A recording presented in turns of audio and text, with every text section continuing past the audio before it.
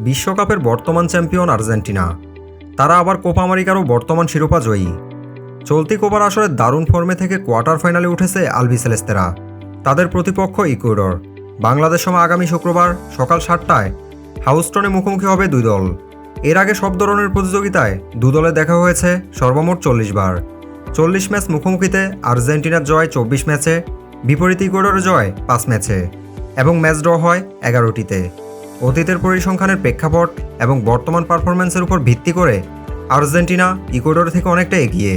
চলুন আর্জেন্টিনা বনাম ইকুয়েডর ম্যাচটি যেভাবে সরাসরি দেখবেন তা দেখা যাক।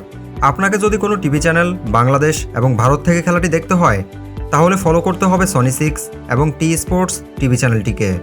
এছাড়াও যে কোনো দেশে বসে আপনার হাতে যদি একটি ল্যাপটপ অথবা মোবাইল ডিভাইস থাকে তাহলে ইয়াল্লা শুট, বেইন ম্যাচ এবং স্পোর্টস পাই অ্যাপসে সরাসরি ম্যাচগুলো উপভোগ করতে পারবেন।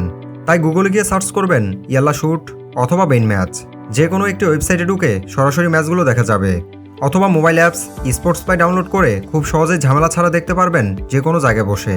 এগুলো তো যদি না হয় তাহলে ম্যাচ চলাকালীন ফেসবুকে ম্যাচটি লিখে সার্চ করলেও সরাসরি দেখার সুযোগ রয়েছে। তো বন্ধুরা, তারপরও যদি ম্যাচগুলো দেখতে সমস্যা হয় তাহলে আমাদেরকে কমেন্ট করে জানাতে পারেন, সঠিকভাবে দেখার সুযোগ করে দিব আমরা। ধন্যবাদ।